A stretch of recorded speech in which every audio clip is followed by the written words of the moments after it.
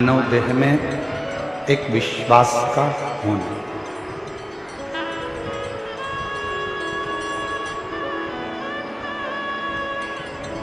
यदि मानव देह प्राप्त करने के बाद हमारा विश्वास नहीं है, हमारा भरोसा नहीं है, हमारी विश्वास की दृढ़ता नहीं है, तो फिर मानव शरीर पाने का।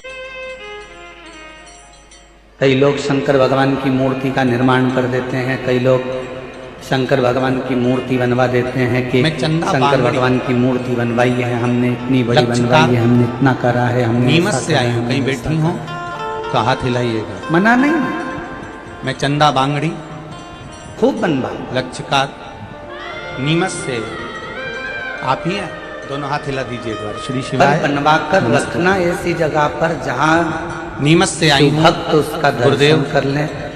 कोई मैं महादेव की महिमा का वर्णन करना चाहती हूँ। मेरी बेटी की शादी को 11 साल हो गए थे, अगर उसके कोई संतान नहीं तो कम से कम बहुत से डॉक्टर को दिखाया, गुरुजी कोई फर्क नहीं हुआ। बहुत से लोगों ने, परिवार रिश्तेदारों ने उसे पांच कहना प्रारंभ कर दिया और अपशब्दों से उसकी गणना करने लगे। यहाँ तक कि उसका जो सम्मान था वो घटने लगा। बहुत निराशा होती थी गुरुदेव। जब टीवी पर आपकी शिव महापुराण की कथा को सुना, थोड़ी ना थोड़ी, जिसमें आपने सफेद आंकड़े की जड़ का प्रयोग बताया था, उसको किया। मैंने मेरी बेटी को बताया कुछ थोड़ी सी, और उसने 2 मार्च 2021 को मतलब यह पहला उपाय किया। गुरुजी, भोले बाबा की कृपा से मेरी बेटी से कहा कि बस तू शिव पर भरोसा रख, 1 लोटा जल का महत्व समझ और शिव महापुराण की कथा को सुन। गुरुदेव, मेरी बेटी ने वही करना प्रारंभ करा, डॉक्टरों को दिखाना बंद कर दिया और वो आंकड़े की जड़ का प्रयोग करा। 23 मार्च 2022 को भगवान भोलेनाथ की कृपा से मेरी बेटी को 2 जुड़वा बच्चे हुए हैं, उनके फोटो में भेज रही हूँ, एक लड़का और एक लड़की। माता ने माला केवल घर से बाहर निकलकर दरवाजे पर जो द्वार, ये 2 जुड़वा बच्चों का फोटो और मेरी बेटी का फोटो में भेज रही हूँ। ये शिव कृपा मूर्ति को माला पहना दी और उस मूर्ति में से शंकर प्रकट हो गए और सती के साथ मंगल विवाह। श्री शिवाय, बैठ जाइए। श्री शिवाय नमस्तुभ्यं। बधाई आपको बहुत बहुत, बाबा की कृपा। एक पाषाण की मूर्ति में से शिव प्रकट होकर अपनी भक्ति करने वाले को, अपने पर विश्वास करने वाले को भगवान शंकर स्वीकार कर लेते। भरोसा करना, भरोसा करा तो शिव ने उसको स्वीकार किया। अब यहां तक तो कथा आपने और हमने सुनी, पर इसके बाद विवाह होने के बाद जब माता सती ब्याह कर शिव जी के साथ जाने लगी,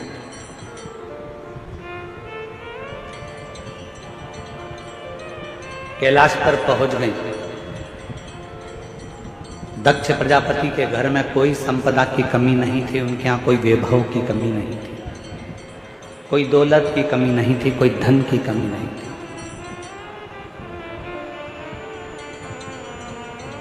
अब वहां जब पहुंची कैलाश पर, तो वहां देखा कि ना तो वहां पर सोने के लिए कोई पलंग था, ना कोई गादी थी, ना कोई तकिया था, ना कोई सेज थी, ना कोई पात्र था, ना कोई आभूषण था, ना कोई वस्त्र था।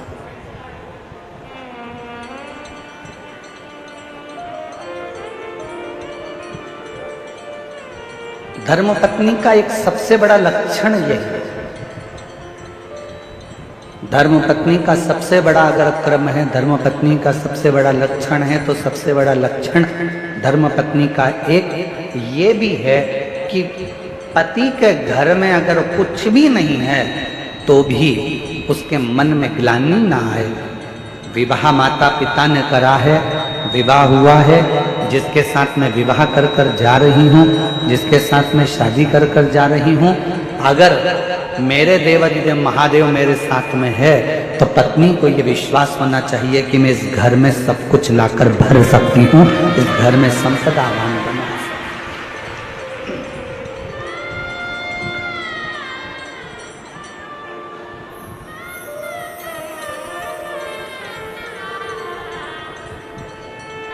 पूछने वाले बहुत कुछ पूछते हैं। एक बार किसी ने पूछा, गुरुजी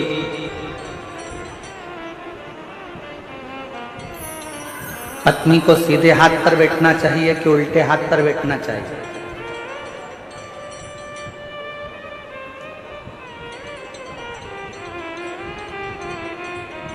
गुरुजी पत्नी को सीधे हाथ पर बैठना चाहिए कि उल्टे हाथ पर बैठना चाहिए?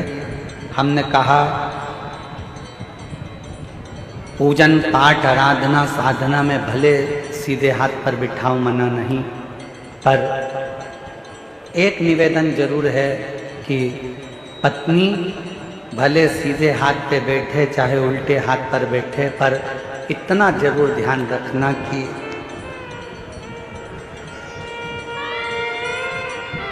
समझ गए वो कहाँ बैठ रही हैं। आपके राइट हैंड में बैठकर भगवान की भक्ति कर रही हैं, आपके लेफ्ट हैंड में बैठकर भगवान की आराधना कर रही हैं, मना नहीं।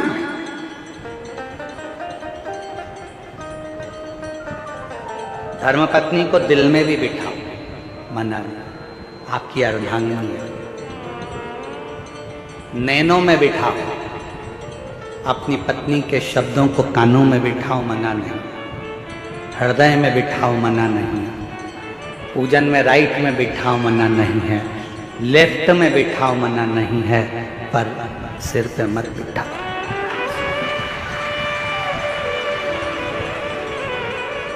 क्यों?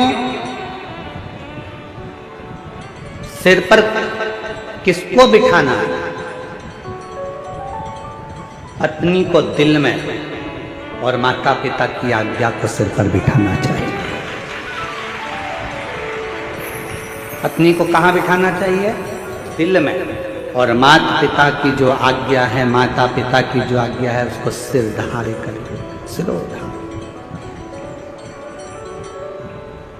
क्योंकि तुम्हारे माता पिता की आज्ञा जब तुम्हारे सिर पर आएगी तो तुम्हारे दिल में जो तुम्हारी धर्म पत्नी बैठी है उसके भी सिर पर तुम्हारे माता पिता की आज्ञा है, क्योंकि वो हृदय के अंदर है, मन में है, दिल में है तुम्हारे।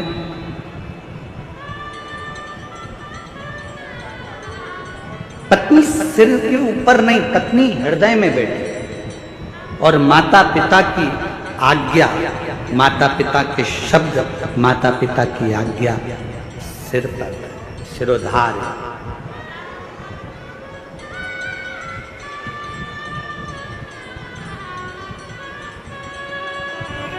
सती मैया ने देखा कि यहाँ पर कुछ भी नहीं है, सब बिखरा पड़ा है, ना तो यहाँ पर कोई सेज है, ना यहाँ कोई पलंग है, ना कोई गादी है, ना कोई तकिया है, ना कुछ है, ना कुछ है, पूरा की पूरा खाली पड़ा,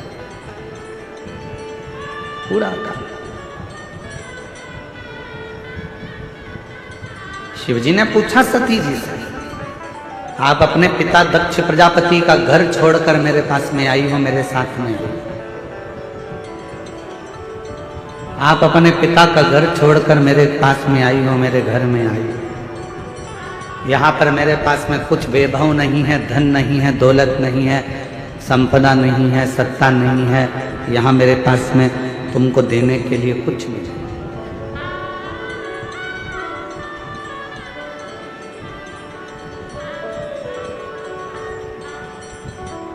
आपको अगर कुछ लगता हो तो आप बोलिए। सती मैया ने कहा, स्वामी अगर पति साथ में है तो दौलत की जरूरत नहीं पड़ती, केवल धैर्य की जरूरत पड़ती है, थोड़ा इंतजार।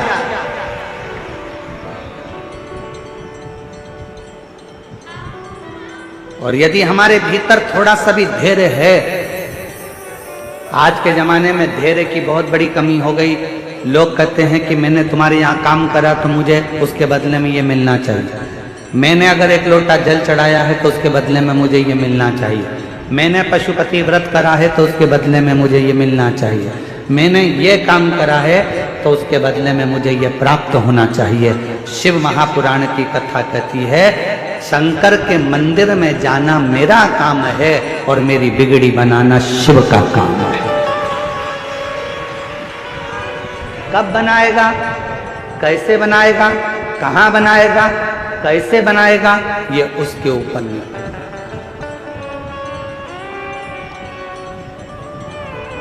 थोड़ा इंतजार तो करो, प्रतीक्षा नहीं करिए। माता उर्मिला ने लक्ष्मण जी की प्रतीक्षा 14 वर्ष तक इंतजार करा है। माँ उर्मिला, भरत जी ने 14 वर्ष तक इंतजार करा है भगवान राम का। कौशल्या जी 14 वर्ष इंतजार करती हैं भगवान राम का। माँ जानकी जी लंका के अंदर बैठकर इंतजार करती हैं भगवान राम का। हमारे यहाँ तो यहाँ तक वर्णन किया है शिव महापुराण में, जिस नारी का गर्भ ठेरता हो फिर गिर जाता, फिर कुछ दिन चढ़ते हो फिर गर्भ गिर जाता, या बच्चा आधा बनता हो, बच्चा पूर्ण ना बन पाता हो, तो शिव महापुराण की कथा कहती है कि एड़ी से लेकर चोटी तक स्त्री एक मौली, मौली मतलब जो हाथ में नाड़ा बांधते हैं, लच्छा बांधते हैं, उसको नाप लें और नाप कर